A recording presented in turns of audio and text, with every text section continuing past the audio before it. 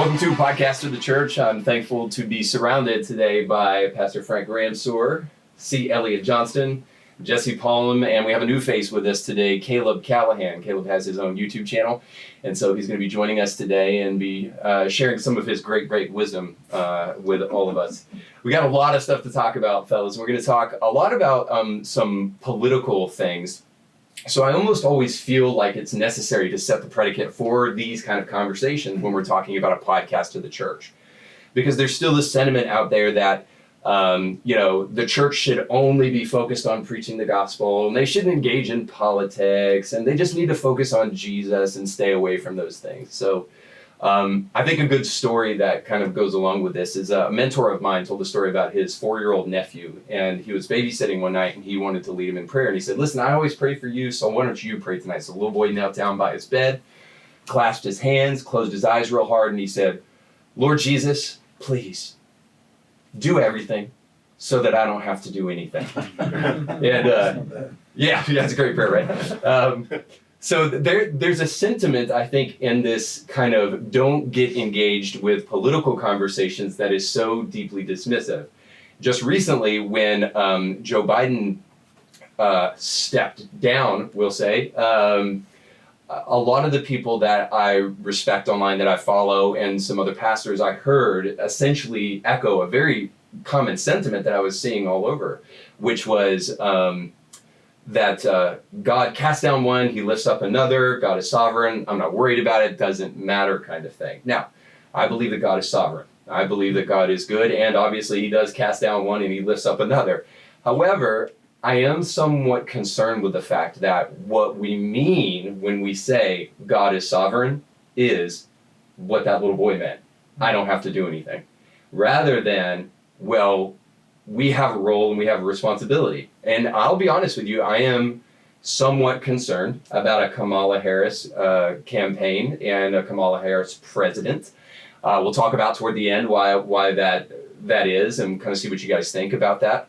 But I think the bigger question within all of this is something that we can talk about and deserves to be talked about is there a danger in waving our hand at cultural battles and dismissing them by appealing to God's sovereignty? Is that potentially a dangerous thing to do for Christians? So that's a question that we'll start with. I'm kind of curious what you think about that, Pastor Frank. Is it a danger to just quote or to lean upon God's sovereignty and then in the process potentially mean by that, well, God will take care of it so that I don't have to do anything?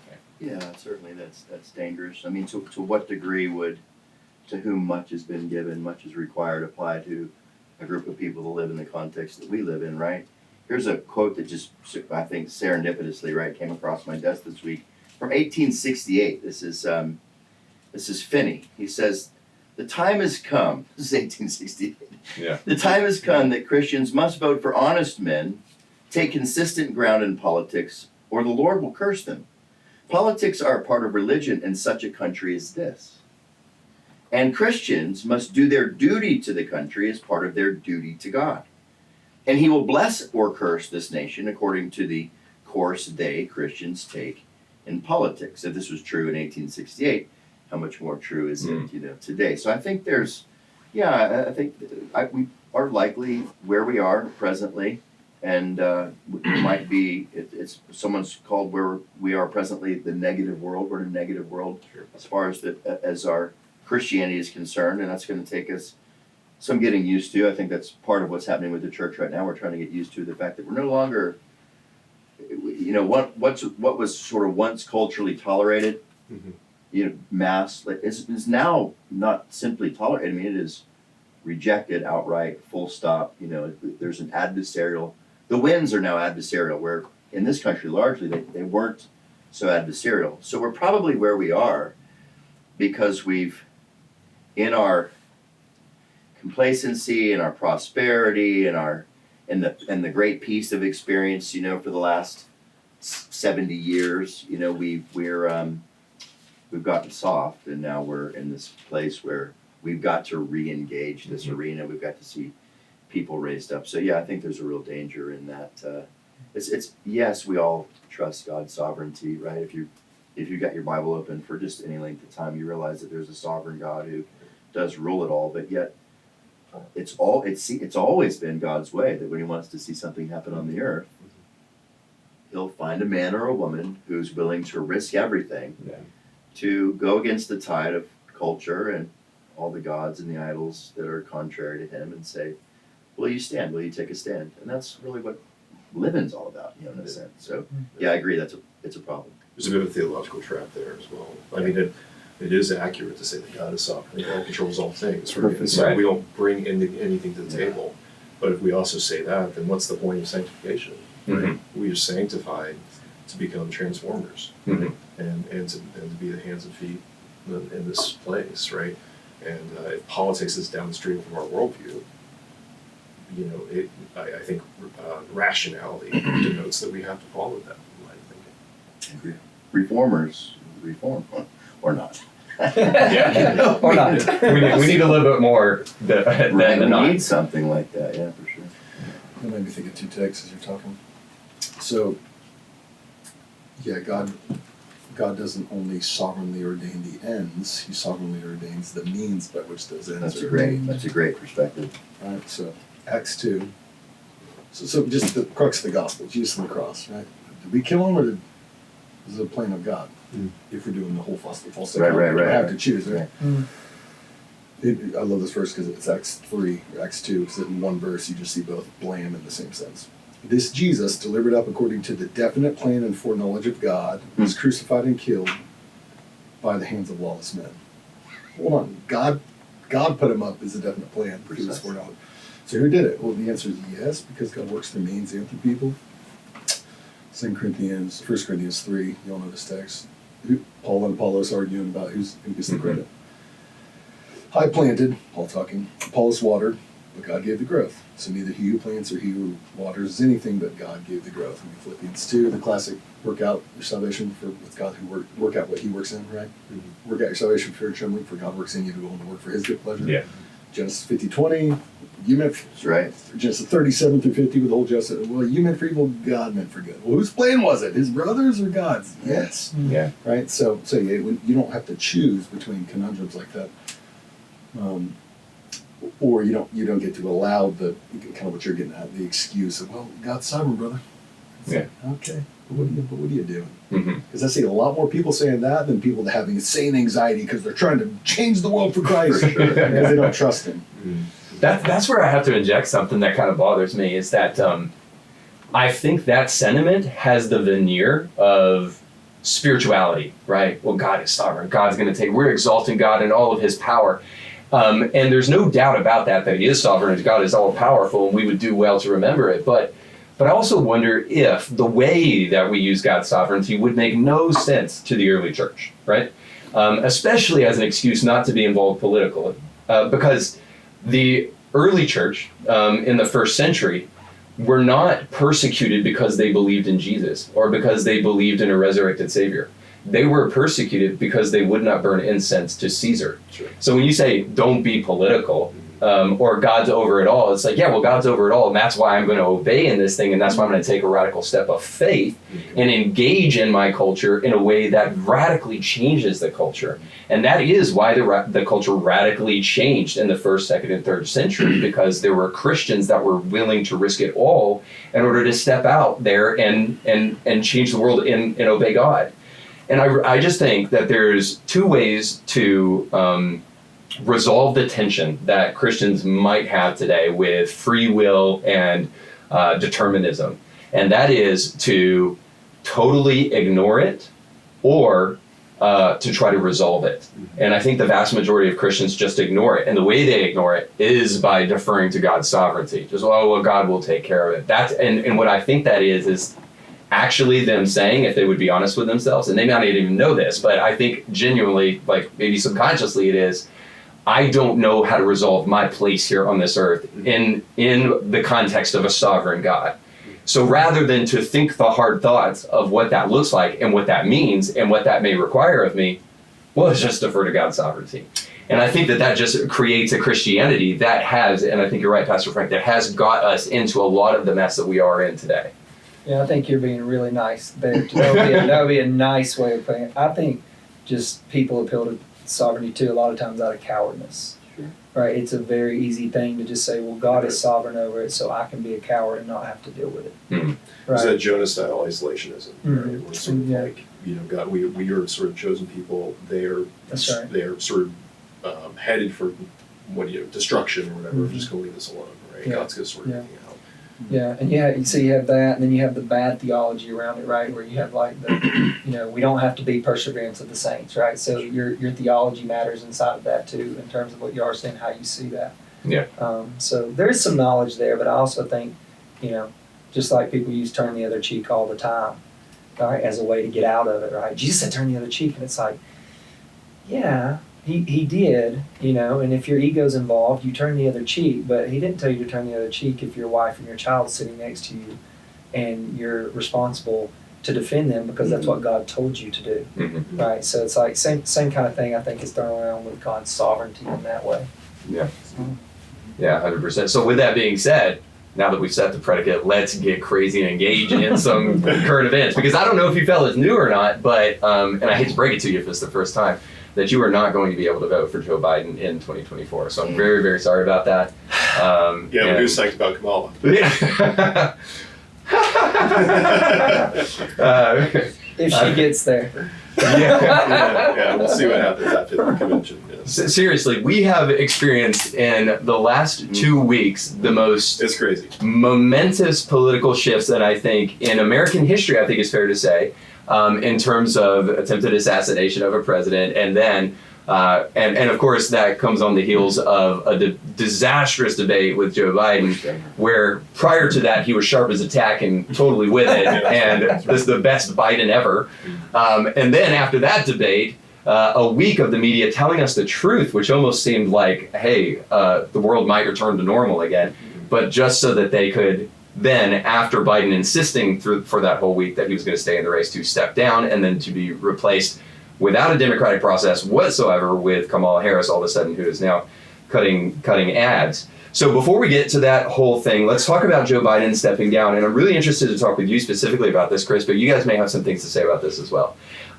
To incite the conspiracy theorists online, we're hearing a whole bunch of how Joe Biden didn't even give that valedictory address that he just gave in the Oval Office, and how there's AI being infused in like the phone call that he gave to Kamala where he said that he's stepping down and he trusts her and gets behind her and all that stuff. But genuinely, there was a weirdness to the way in which Joe Biden stepped down. First of all, he did it on X, the right-wing extremist platform owned by Elon Musk, who is a white supremacist, right? But also, might I remind you, an African-American.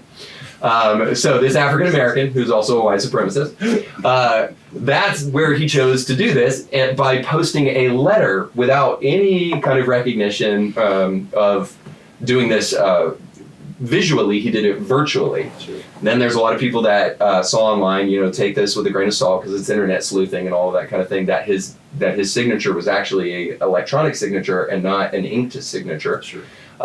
There was some talk about the fact that it was on personal letterhead. Now there may be or may not be a violation to put it on White House newsletter if we're talking about a campaign and all that kind of stuff. But That's what we're calling a violation now.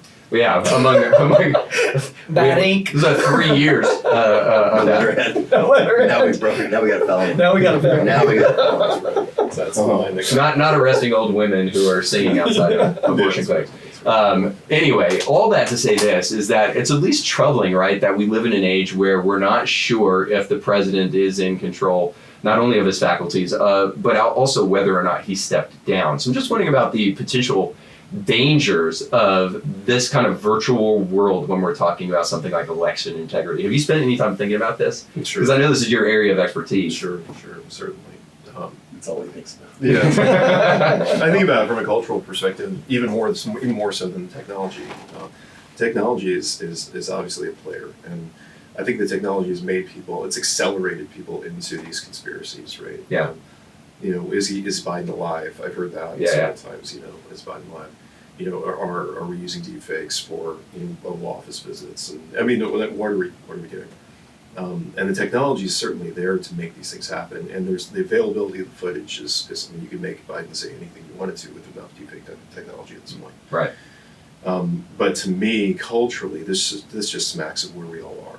I mean, we're living in, I mean, this is, I believe that we're past the postmodern arc, we're in the meta-modern arc. We've talked about this in the past podcast, Reed.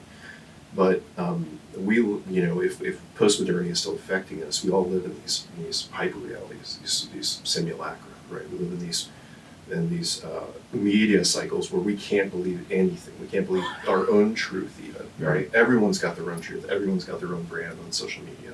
We're all we don't know if we're sitting in this room or we're sitting in a simulation, right?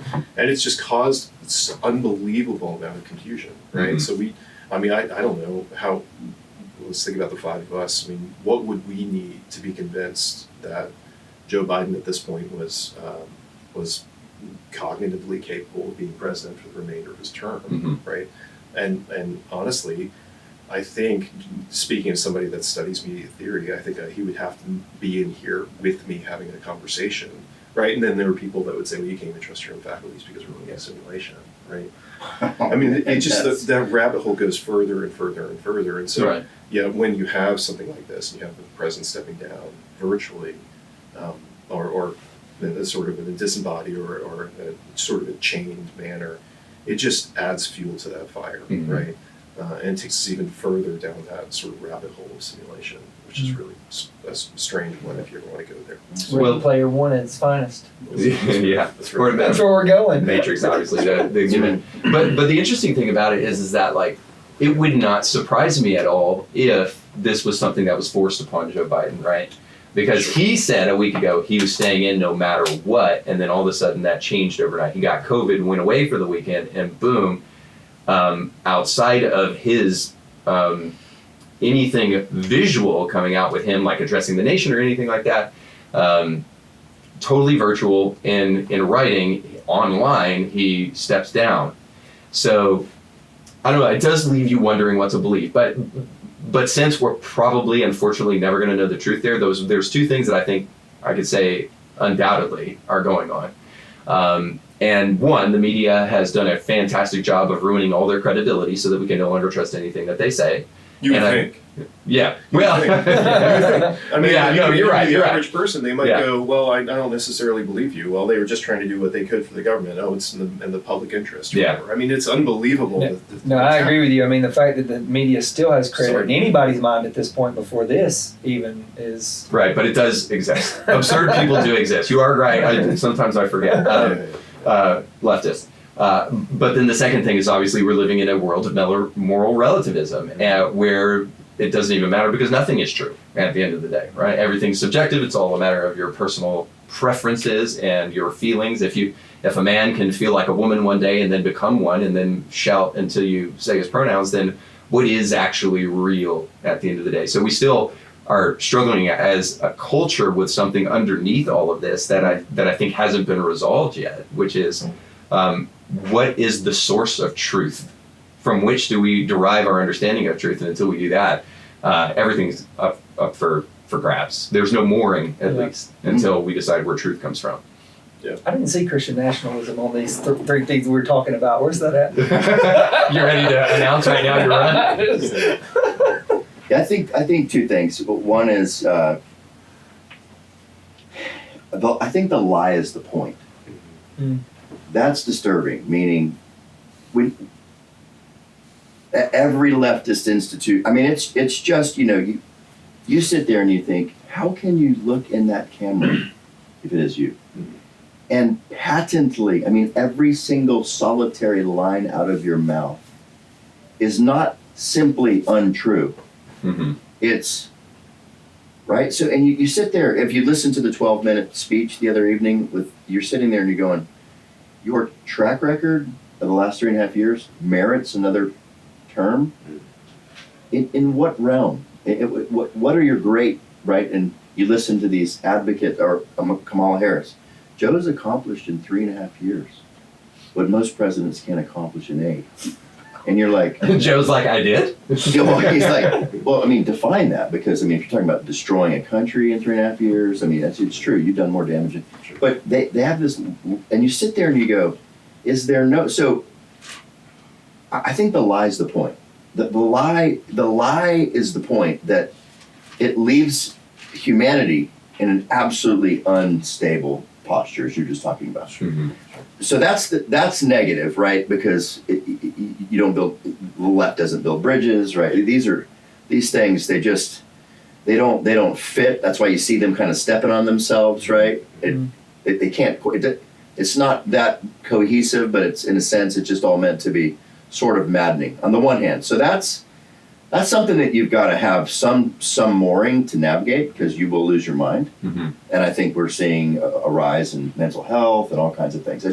There's an environment that's absolutely unstable. Or you'll just turn it off. That's Which true. also could be Well, the lie then you- being the point, because we just disconnect and don't deal with it and just shut it down. You become so disenchanted that you're no longer going to be in any way active, as Mhm. we talked about first. That's, I think, the general lay of the land. But I think that presents people with the truth, unshakable, eternal, impenetrable, transformative. Sure. That, as it relates to our ethics, as it relates to we have an opportunity here, I think, for those that are adrift in the sea of a reality they can't, it's untethered completely. We have an opportunity, I believe, as folks that love the truth, know the truth, have been set free by the truth, are being transformed by the truth, to really stand out, because we shouldn't be as taken with this madness, right? We should still stay tethered, even though it is the winds are adverse. I mean, it's hard to keep your bearings when you sit there and go, in what realm do we live? And when someone can just look at the screen and patently lie straight at us with a smile and go, nothing that you just said. The border is not closed. It is not secure. The economy, it is not good. The only reason why you created more jobs is because you shut them all down. You know what I mean? When you started from zero. You're not starting from where we were. You started from zero because of COVID, and you let us out of COVID. No, you didn't. I mean, it's so you sit there and you go, this is a madness that requires some real tethering to what's true. And what's wild is that we're not 80 years ago where you have 3 news outlets that are communicating and you can hide the fact that the border is secure. That's right. Like there's like 50 YouTube videos that pop up the next day going, no it's not. And they're like, but to your point, they still lie right in the face of it, right? And so what I think that you were saying, and I've really been enjoying this, is Joe Rogan, Russell Brand. You have all these people that are exactly what you said. They're seeing this, and I call them, they're like starting to backdoor Christianity. They're seeing the evil, they're seeing pre-modernity, post-modernity, modernity, how it's enlightenment, all that is failing, right, in that world. And their whole worldview is falling apart around them. And Russell Brand 5 years ago was going around the country talking about why Christianity was silly and stupid and incorrect, right? Antagonist. Joe Rogan, if you look at the way he used to talk about Christianity, the way he does now, right, he's softening to it, and I think it's exactly what you're saying. They're seeing their worldviews fall apart, and they get more and more absurd because that's what evil does. It has to get more and more absurd because it has nowhere to go. And so, we have a chance to be a real light if we're willing to do it. And we're clear on the source of these, on the reality, right? We're clear on the source of what's whole and true and beautiful and good. It's beautiful that as that's happening, you might have heard Portnoy, Dave, he just lost his marbles. He's with this whole scenario where they've shoved Joe to the side and they put up Kamala, while they're saying we've got to save democracy. They're literally dumping on the very idea of democracy, right? Simultaneously, and you just sit there and go,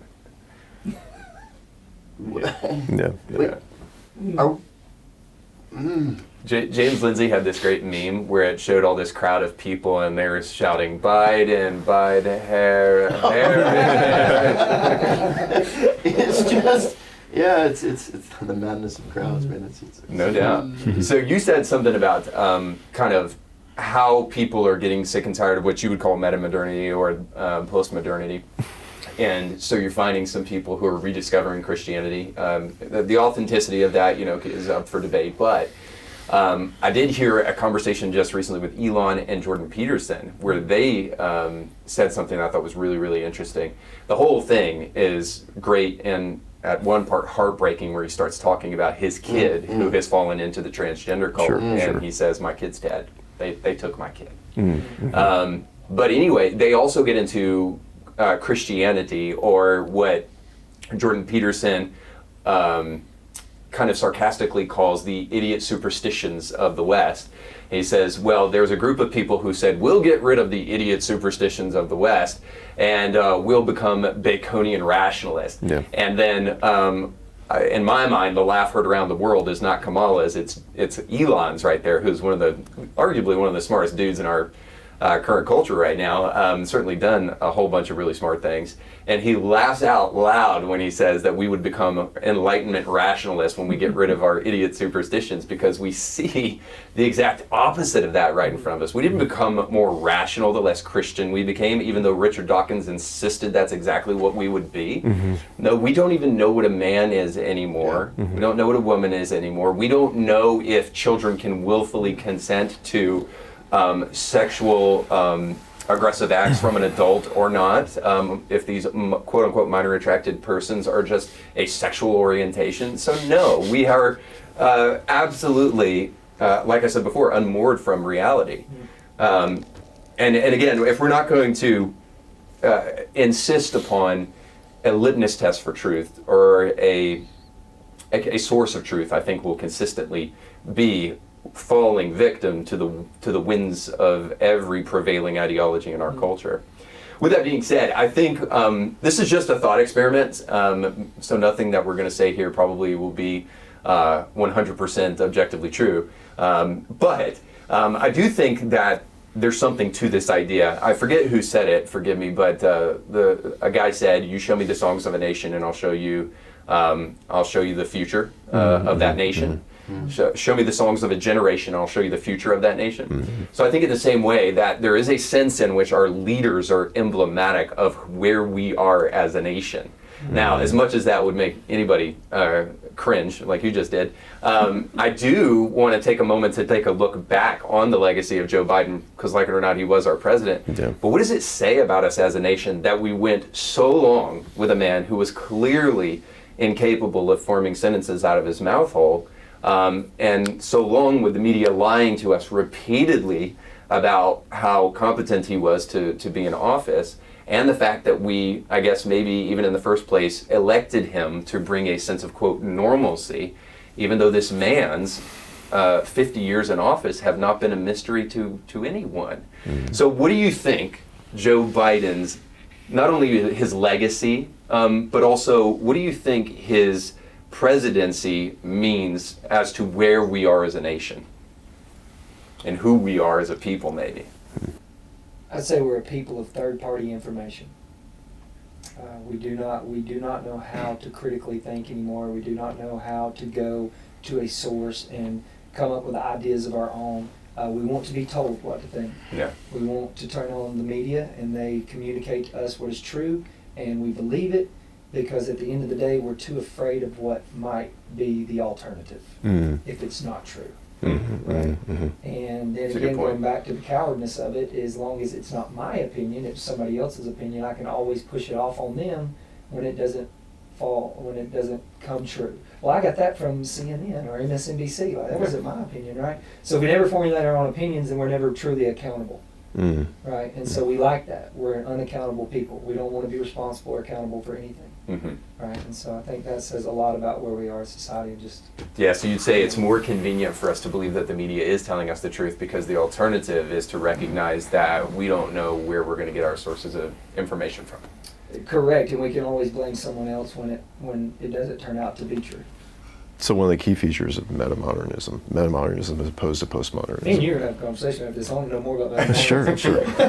Metamodernism is the core theory is that we live in a state of what they call informed naivety. So like we are naive because we are held to these paradigms, these modernist paradigms, but we're informed by postmodernity. We're informed by being enlightened to the reality that there's nothing really. There's no man behind the curtain, but we want to make sure that we maintain that, so we maintain a sense of normalcy, right? The key sort of emotional or reactionary response is irony, right? Irony or sarcasm, so we live in this like state of meme exchanging. Everything is sarcasm. Every response is sarcastic, right? Because we know that, hey, I might go to church, but church is a joke, right? I mean, that's sort of the meta-modern juxtaposition, right?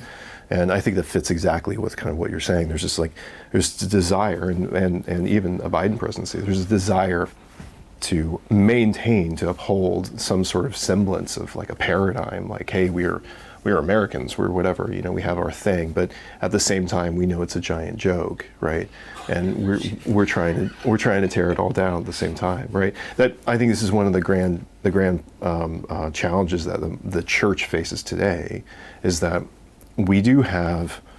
I was trying to think of this historically. We do have, in some ways, a relationship with kind of red pill secular humanism right now that's kind of happening, and it's not necessarily bad. It's kind of a pipeline for young men. A lot of young men are kind of coming to Christ through this thing, but steps toward truth. the steps Objective towards truth. But the truth is like couched in, well, we'll see. We'll see. Like.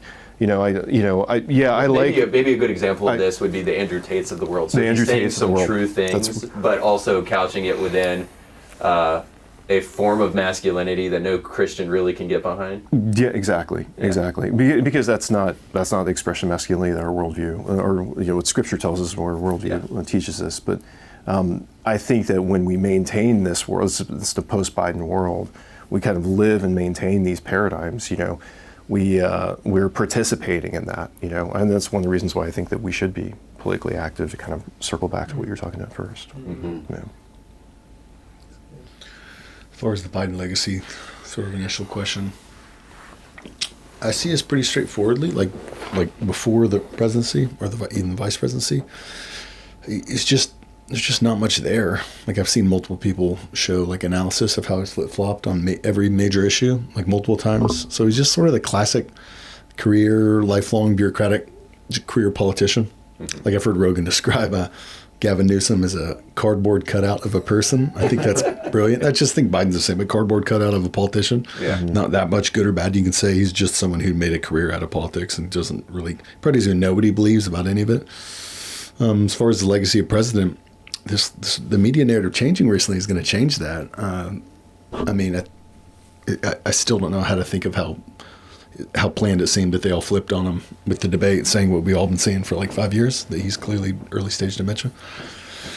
But I'm wondering how that's going to affect how people are going to see his legacy, particularly in terms of the presidency, because we'll say who's been running the show the last. Again, I can't even say much bad about it because I don't think he's really been doing anything. Right? But I think It really wasn't his presidency. Yeah, but I think that's becoming mainstream since the debate thing, and everyone turned on him, which is so. I just still don't know how to even process that. It just seems so planned. How does everyone all of a sudden notice what we've been saying for years is so bizarre. It just shows, like you said, the connectedness of major media. So I don't know. So I just think he's just first 90% of his career is just cardboard cutout. It's just a classic. Doesn't even know what he thinks. Can't trust him. No more bad than any other classic, just cardboard cutout politician. Yeah. And then these last years, I think his legacy will probably be with how drastically that narrative shifted. Will probably be that he just wasn't even doing much in the first place. Yeah. I think if we're to talk about it from the emblematic standpoint, like, what is his legacy in terms of what does it mean about where we're at as a nation? I've thought about this a lot, and I think the idea with Trump is rightly, as crude as this is, that Trump was the middle finger to the establishment in 2016. I think that's why he got into office. I think people didn't know if they should take him seriously, but they were so sick and tired of our political class that they didn't care. They just wanted to express how they felt. And then, of course, Hillary Clinton, I think, was very emblematic of the very kind of thing that they wanted to point the middle finger at. I heard Norman Lear say this the very first time, and he's kind of a old school liberal out in California, and he's responsible for some of the biggest shows ever. He's in his 90s now, but in the 70s, like All in the Family, all that stuff, Norman Lear's behind tons of different shows that you guys have probably watched. Anyway, so he's the first person that I heard express it that way, and I think he was 100% correct. So Donald Trump was a middle finger to the establishment. And I think Joe Biden his candidacy especially was this return to normalcy, and let's get out of this polarizing place in politics, and let's just come together. So it was this appeal to this therapeutic moralism, and I would say that I think that that's really where we are as a nation, is that we were willing to put a man, arguably that we didn't know at the time, was so old that he never even should have been anywhere near the White House, but we were willing to put him in there because we felt like old grandpa's going to make us feel better. And I think that really is, I don't think we can think about that enough, because what that actually means is that in the whole paradigm of rationalism and romanticism, we have fully swung outside of Enlightenment rationalism and into romanticism, where we predicate reality simply based upon our feelings. That we just want somebody that will make us feel good. We don't care if he can't talk. We don't care if he's been corrupt his whole life. We don't care if he's a cutout or whatever. I would argue that I don't know how much of a cutout he's been. I think he's been mostly a corrupt, venial politician his whole life.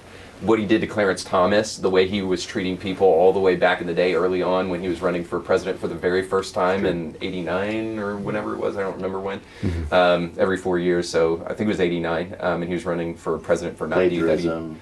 Plagiarizing, stealing people's things. So all that to say is we were willing to push aside all of that in order to get somebody that would make us feel better about ourselves.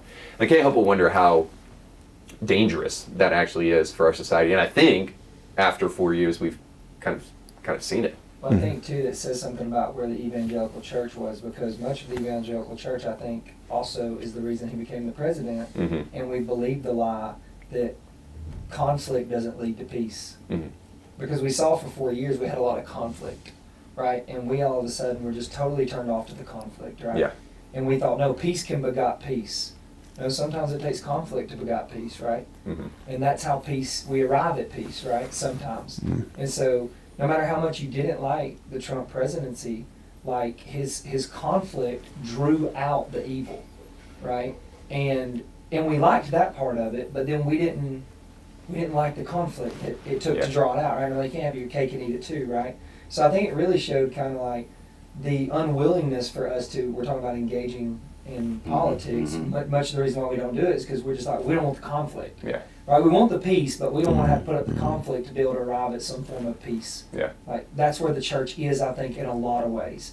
We don't want the heat, we don't want the conflict, we just want the peace. It's like, well, it's not really how Jesus accomplished peace, right? I had to go through a little bit of conflict there, right? So it's like, and that's turn the other cheek, bro. All true peace comes about through conflict when things get bad, right? Is when good men engage in conflict, and we push back, and we are doing it in hopes that peace will come. We're not doing it just to do it. We don't want conflict, but you must go there if you want peace for all men. So I'm going to circle back to the cardboard cutout statement Jesse made. I do, and specifically as well with the conflict issue, I think that Joe Biden represents zero conflict, right? Obviously, and I think that I think he represents zero conflict. And as a cardboard cutout, he has been divisive, and his whole career has been just sort of.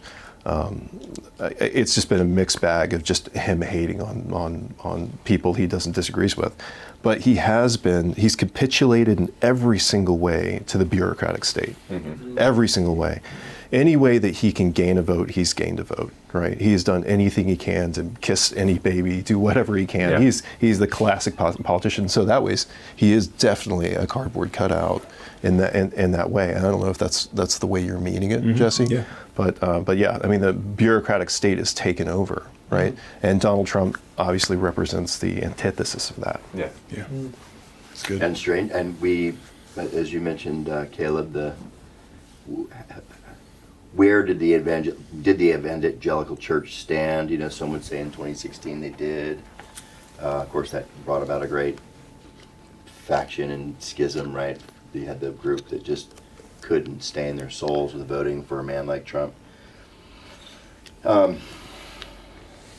me, all of it just sort of lacks anything that's like conviction. All of it, like when you talk about Biden, there's just no conviction whatsoever. It's all completely narcissistic. It's anything that will get me ahead, my family ahead, just as long as we possibly can. Let's ride that train. And why do we tolerate why was it that a culture once far closer to what we might call Judeo-Christian ethics and morals, values, why did it want then, if it did, peace at all costs? We don't want the conflict, no conflict.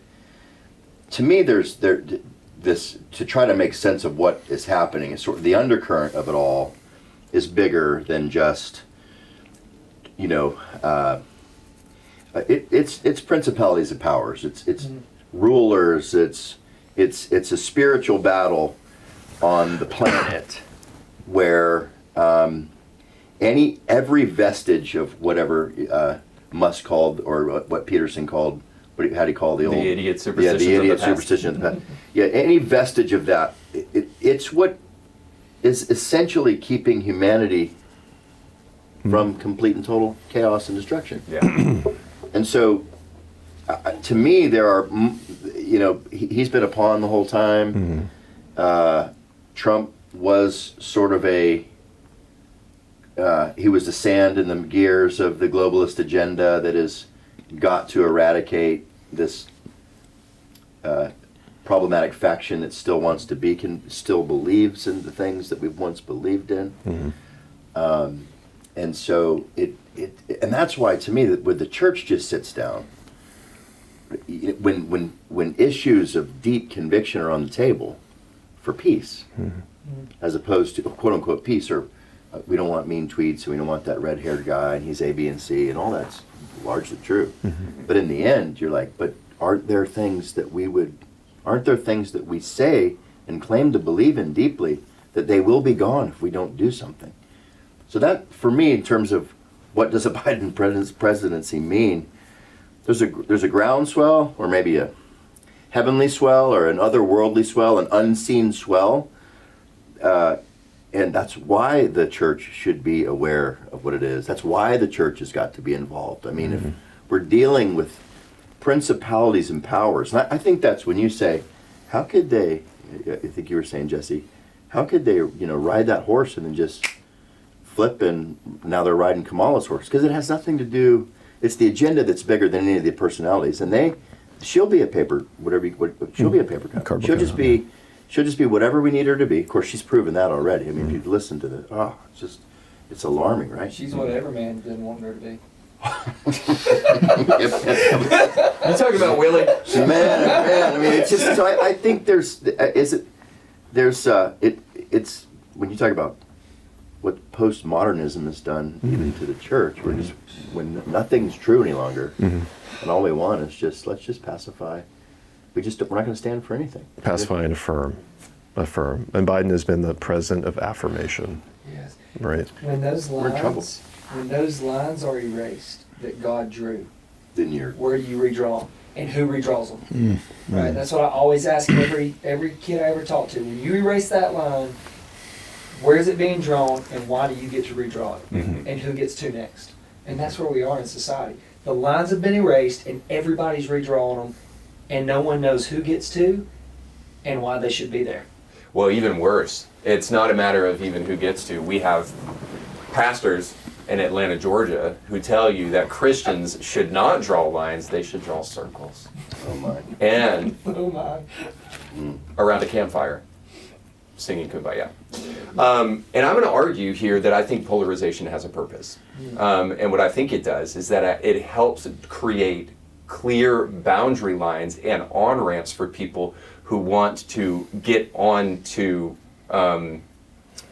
into that boundary area. I don't know what the right word is there, but it creates an on-ramp so that people can clearly know where they are going and how to get to where they are going. So for instance, where does a church stand on homosexuality and on what it means to be made in the image of God, that God created them male and female? Well, if you never preach on that whatsoever, you will never know. And sure, you may not alienate this person or that person, but they will also never know where you stand and never have that teaching as a source of hope to get them to where God is actually calling them to go. So polarization has a bad rap in my mind because it actually serves a purpose. But if you ask most, I would argue, present company excluded, most modern evangelical pastors, they would tell you that polarization is the one thing that you must avoid. You cannot have political conversations. Jesus would never engage in anything political, but they fail to understand a basic fact, which is that when you're talking about political things, you are almost always talking about what we ought not to do and what we ought to do. And when you're doing that, you are making moral claims. And if you're making a moral claim, Jesus, King of everything, might have something to say about morality and what we do about those things. So even if it polarizes, it helps people know where they stand rather than the wishy-washiness that a lot of modern-day Christians are happy with, because then nobody gets angry at them. But again, I don't know if you guys probably know this, I think you know this, that Jesus guy was crucified. And it wasn't because he was just so flippin' nice all the time that he was just annoying. And they had to crucify him because he was so super nice. That's what the Jesus seminar would tell you. Among other things, right? Well, I choose this verse because I like that one. Not that one. So all that to say this, that I want to bring up into the conversation now the RNC. Now, it's arguable as to whether or not the Republican National Convention is representative of Trump per se. I'm going to tell you that I think that the RNC is shifting towards a cookie-cutter version of the Trump administration. After all, the RNC is led by Trump's daughter-in-law, right? And they are moderating right now on some policies, including abortion and homosexuality, according to their most recent policy. But at the RNC, we saw one Harmeet Dillon get up and on the first night give a closing prayer to Warigru, something like that. So I want to show you this prayer, and then I want to hear your one true God. Yeah, the one true God, no less. I want to hear your thoughts about it. It opened the second day as well. Oh, did it? There's a Sikh prayer that opened the second day as well. I think this closed the first night, and then I think you're right. I think I saw that too, that there was also another one on the second day. Sure. गत मित तुम ही जानी नानक दास सदा कुर्बानी. Dear Waheguru, our one true God, we thank you for creating America as a unique haven on this earth where all people are free to worship according to their faith. We seek your blessings and guidance for our beloved country. Please bless our people with wisdom as they vote in the upcoming election, and please bless with humility, honesty, skill, and integrity all those who conduct the election. Finally, we thank you for the Chardi Kala spirit that we have witnessed in President Trump. All right, so this brings up the question in my mind about how big of a tent do you create until it becomes a circus? Now, I'm predominantly interested in Christianity as far as this is concerned. And especially like to hear what you think about this, Jesse, because I know you've got a lot of insight into Big Eva and all of that kind of stuff.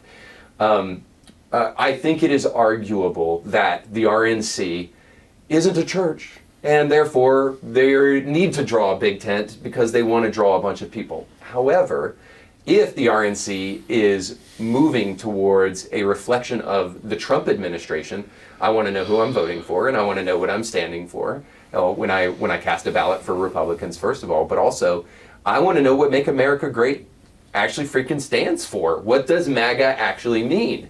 Because, by the way, as far as I can tell, historically speaking, America was never great because of Sikhism. America was great because of Christianity. And the religious liberties that we experience here in America are simply as a result of Christian ideas, and the religious liberty we have here is predicated upon Christianity. So we don't believe in religious liberty in terms of you go do whatever you want to in the city street, go sacrifice those kids to your false god. Or even, I don't even think you can sacrifice animals in almost every city in America. You can't sacrifice an animal out in the public. So we don't have religious liberty. And part of the reason for that is because the religious liberty that we have is couched within the confines of the civilizing impact historically of Christianity in America. So I think one of the reasons that America is great is Christianity.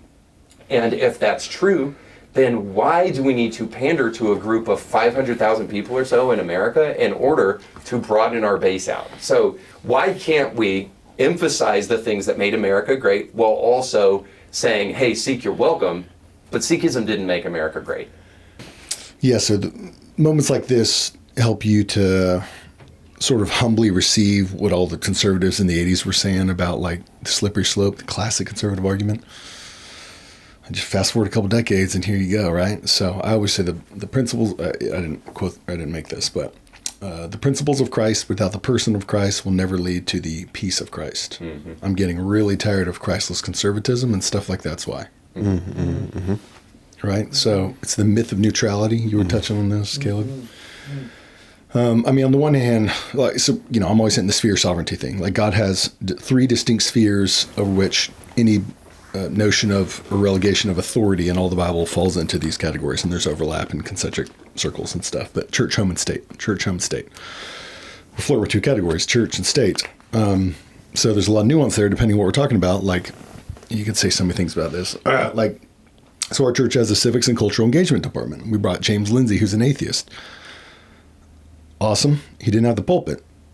Right? We brought Vodi Bakum, who also spoke on a Thursday night or whatever. He did get the pulpit. Yeah. Right? So there's, you know, in Mark 9, Jesus says, if you're not, it's kind of a inclusivist argument. If you're not against us, then you're with us, bro. Like, because the disciples were like, this dude's casting out demons. He's not in our group. And Jesus like, just, hey, let it be. Philippians 1 along this line says, whether, you know, the text, whether in pretense or in truth, because these guys preach Christ out of envy, rivalness, dissensions, whatever. These guys preach him out of good motives. Whether out of envy or good motives, Christ is proclaimed, and in that I rejoice. So it's sort of that, if they're not against us, they're for us. But the same Jesus, Matthew 12, the blasphemy of the Holy Spirit text, a different context there we could unpack, but we don't have time for. He says the inverse. He says if they're not with us, they're against us. So it's more inclusivist. So again, it depends what exactly we're talking about. We're talking about culture, again, church, home, and state. We're talking about ecclesiastical stuff. We're talking about the RNC or whatever. But once we open that bag of, like, if we're, all right, I'm really tired of Christians being scared to say that was disgusting. That Sikh prayer was disgusting. Yeah. And they're scared because they can't handle the inevitable objection of, well, so you bring your God into it, but not her God? Yeah. Because we've just had the moral majority for so long, we haven't had to think through the myth of neutrality. Right? That it's Christ or chaos. It's not whether but which. It's not whether we have God, it's which God we're praying to. Right? And now we got one that's not Christ. Mm. So you can't let the cat out of the bag. So when we sort of try to play the game on the terms of the secularist, and we let them open their Bible, right? We go to, well, you know, I believe that murder is wrong and we should have speed limits, because here in Romans, they're like, wait a minute, don't open your Bible. And I'm like, well, who said you can open your Bible of secularism? Exactly. Right? Yeah. Legislation is predicating morality judicially. It's what it is. Even taxes is a moral question, right? Not everything is obviously moral, like abortion and stuff, but that's what legislation is dictation of morality legally. So, sorry, I'm trying not to preach here, Caleb. Preach. But yeah, so that's the fruit. People that want to say, you know, we'll go all the way with James Lindsay, like we obviously didn't, are the ones to thank for, you know, because, well, he bashes Marxism. Christ would hate Marxism. So he's, you know, let's say a church brought him onto the pulpit like we didn't. Then those are the type of people that are confused why we're here with the Sikh.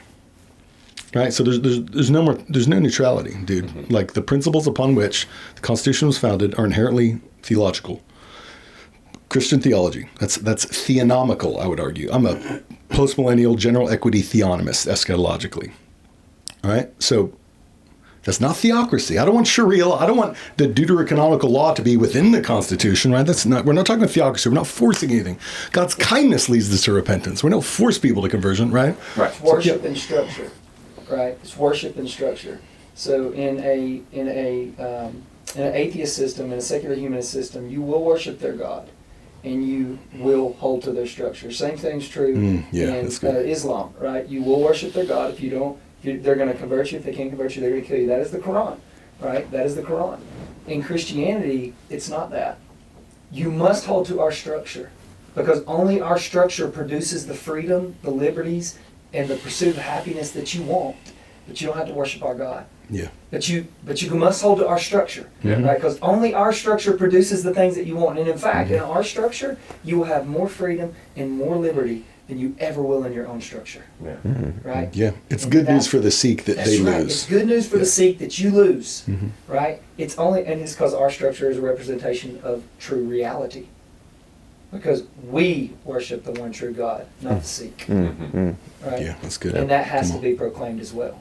Yes, sir. You can't be scared to say Just it. to rewind it a tiny bit and back it up to the RNC, because you guys are, I appreciate your position on structure and law, and Jesse, we've talked about this sort of stuff before, and theonomy and fonts and how those things inform things. But like backing up to the RNC, because the RNC in some ways we have a weird relationship with the RNC, right? The RNC it's emblematic of a set of principles that we might subscribe to maybe more than we subscribe to the reverse. But in some ways we're presented as well with a false dichotomy, right? It's the RNC, DNC, that's all you got, right? If you vote for one, you don't vote for the other, right? Or vice versa, right? Right. So I don't know, where do we go from there? Because to me, this is going back to this preservation of paradigms that we have again, right? We're ironic about it, like as people who exist in a postmodern or metamodern society, like we go, yeah, the RNC is great. Okay, yeah, they represent me, but we all kind of know they don't at the same time. We're all like, like, well, they'll use me as long as I'm useful to them, and then they're going to kind of go on to the next voting block. Maybe, if you're not meaning this, clarify for me, but I think what my perspective on what you're saying would be, we use the tools of Egypt to bring about righteous ends. So we use the RNC while they are a useful tool, and if they stop being a useful tool, we no longer use them. Yeah. Is that kind of what you're aiming at? Well, and that's an interesting way of putting it. I would say the RNC tries to use us, and I would say that actually a lot of Christians are, and this might be controversial, but I think a lot of Christians are in the pocket in some ways of the RNC because they feel like, well, this is the way forward. This is the only way that we can move forward, right? Yeah.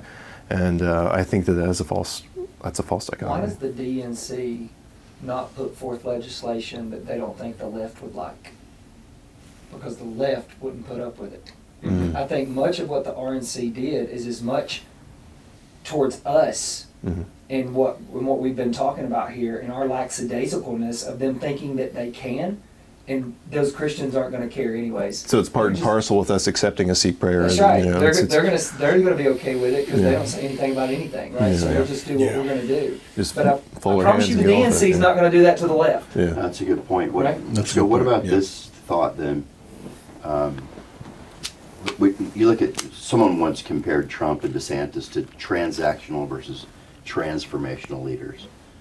So transactional, Trump says in 16 to the evangelical base, I'm going to give you Roe v. Wade on a silver platter, right? I'm going to give you Supreme Court justices, and he does it. Mm-hmm. And then when we get the Dobbs decision, what does the church do? Nothing. Nothing. Yeah. No celebration. Nothing. I mean, my home church, not my church, the church I came from, they literally counseled their staff, do not celebrate this. Yeah. Don't, and you're going, so if you're a guy like Trump, you're like, I don't understand these people. I mean, transactional, I did what they wanted me to do. And then there was no parades in the street. There was no like, they don't seem to really be there. So when we get this now, you kind of go, he's looked on and said, they don't, where are they? And so let's go a little broader. That's just an interesting thought when you're dealing with someone who's just natural, right? Completely transactional. Sure. Yeah. That's why I said earlier, maybe this presents us a bit of an interesting opportunity now where we're in a battle, you got to win the war. We aren't making policies now, we've got to win. You get past that, and then you go to work with some peace and some quiet. We've got to tamp down this, as Elon Musk called it, right? This mind virus that's destroying people. We've got to somehow kneecap this ideology so that we can get back to some sense of and then go to work to see something righteous raised up. But it's war first, and we're just not in you don't build or create in the middle of a war. Yeah.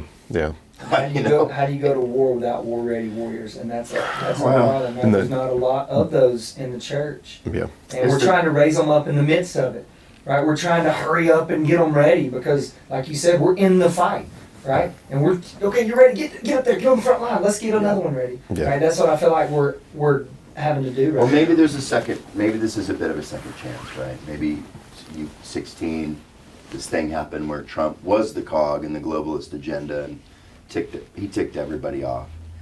But the church, we just sort of were like, sweet, dude, chill. Mm. Netflix and chill. We don't have to. That's right. That's right. We just chill. That's exactly right. We Well, don't have that parallels what Reed was saying about there's going to take blood, sweat, and tears eventually for this, and that's gonna be something we're gonna have to eventually draw a line in the sand. Yeah.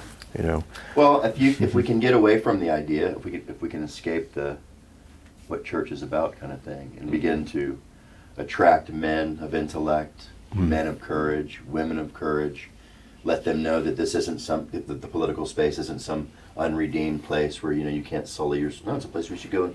He's the author of it all. He's the creator king. He's the righteous one. We're sons and daughters of God Almighty. We should be salt and light in this world. We'll trust Him with the sovereign end of it all. But let's go get involved and not shrink back from that as if it was some. I was thinking just here recently, like what other sphere of life do we tell people that they can't enter into? Yeah. You know what I mean? Whatever sphere do we say you shouldn't be involved in that as a child of God? Yeah, I guarantee you, back to what Jesse said, we don't say it to secularists on any level, but they say it to Christians all the time. Like you can't do that. Right. If this is our space, and you're like, well, wait. I mean, it shouldn't be. And if you could raise up real talent, real conviction, real courage. I mean, folks who won't be bought. That takes a Holy Spirit redeemed. another gear. Right. It takes another gear. The kind of gears that our founders, our fathers, That's right. they had that other gear. Like they would, give me liberty, give me death. We've already had tyranny. We will not have tyranny. Yeah. We'll die. Yeah. We're just not. We're just so soft. But if we could raise another generation that gets in the game and says, our stand here will be the good not only of the kingdom but for a multitude of others, right? Of unredeemed saints. Like someone stood in the way. And if we don't, our children will have to. I know. And that is the thing that I keep pressing when I talk to people. I'm like, if not for yourself, I do not want my child fighting this battle. I would rather fight it myself and hand him the world of peace rather than. And have them ready to go build and create, right? Go build, create, Amen. do something beautiful, Amen. good. Do something for the kingdom. Yeah. Let wartime be ready while I'm still young enough to do it. Well, the tricky thing, even thinking about our kids, is like the scenario you just said of kind of training troops on the fly. Like we're not even in that good of a spot because in that scenario, it assumes everybody knows we're at war. Well, that's brother, help me. Good. Don't make me preach here, You're Frank. preaching, homie. Bro, so I was just talking. Begging everyone to wake up. Like this isn't a normal day. This isn't just a simple transitional period. This is beyond that. And why? And again, of all people of light, people of vision, people are transcendent folks that have been redeemed, made in the image of God, being made in the image of God. Why we're unable to see the evil? Yeah. Is What does wake you up though? If boys mutilating their parts and boys being girls, what's the wake up call? What does that look like? Sure. I don't know how much more evil does it get? That's why I say Right. if you stick your head in the sand, you're not worthy of it. We have got to be serious about this stuff. And I don't know if this podcast alone will do it, but this is certainly the heart behind why I wanted to have this conversation with you guys today, because the whole deferring to sovereignty means we do not know what time it is. And this is across the board. Christianity does not know what time it is. We think we can have conversations while we're on a train headed in the wrong direction. It's like, if you want to get to where you're going, you're going to have to get off the train. You're not changing the tracks because you have a conversation anymore. Sure. It's headed in the wrong direction. It's time to go in a different direction. So, all that to say, I am concerned about the direction of our country in terms of a Kamala Harris presidency. Proverbs 30 says this, that I think it's verse 21 or so. It says that there are 3 things that make the earth quake and 4 things that it cannot endure. And the 4th one, and so if you say maybe the 4th thing is the, like all of these together the earth can't endure, or the 4th thing is that the thing that breaks the camel's back, but the 4th thing is a maid that deposes her mistress. And throughout all 3 of these things, and especially this last one, have this in common: unearned promotion. So in other words, a society cannot withstand somebody who has unearned promotion. And when you look at Kamala Harris, who just now is about to run for president and then has had a career of elevating herself in a way that is unearned, and just recently got vice president because of her skin color and her gender. And I know we're not supposed to acknowledge that, but it is exactly what our president said. He was... Some would push back to unearned. Keep going there. Fair enough. It's a little below the belt, but yes. All that to say is, we don't know exactly what kind of president she will be, but we do know that a person who has never earned anything based upon merit will always be thinking that you should destroy meritocracy, that you should be creating large social safety nets in order to create a society based upon that. To point this out though, Reed, a maid deposing her mistress is the cornerstone of Marxist dialectic thinking. That is the goal, right? Is that those two end up in, you have your thesis, your antithesis, conflict happens, you have a new paradigm. Well, let me show this to you, because speaking of Marxism, it's the epitome of it. here's the Democratic nominee for president speaking about equality. Giving resources based on equity, understanding that we fight for equality, but we also need to fight for equity, understanding not everyone starts out at the same place. So there's a big difference between equality and equity. Equality suggests often everybody should get the same thing. Well, that often assumes everybody started out in the same place, as opposed to equity, which is everyone should end up in the same place. Obvious question is where does that Textbook more, as it gets, right? Yeah, it's the same. Elementary, but where does that more come from, except that you take it from one and give it to another so that you can ensure that they end up in the same place. And all that means is that the government will then be in charge of determining what you get and how much you get, regardless of how much you work, which sounds like you will have nothing and be happy. The government and corporations. Yeah. Corporatism in line with the government, right? Yeah. Because they showed that through the COVID process. Yeah, Like that's the those two best. are the same. They're the same beast, right? They're in partnership together. So all that to say, I think it's a serious time. I think we as Christians need to be paying attention, and we need to be engaged, and we need to be as vocal as we possibly can to desire a better future for not only America, but for our kids and their kids. So, in whatever way that we played a role in that today, I thank you guys for the opportunity to do this, and look forward to doing it next time. Thanks for being with us. Thanks, Reed. Thanks, Reed. You can catch brand new episodes of Indie Thinker with Reed Uberman every Monday, and weekly bonus episodes to keep you thinking throughout the week. But you have to subscribe and click the bell to be notified when new episodes drop. If you enjoy this content, make sure to like this video and share it with friends.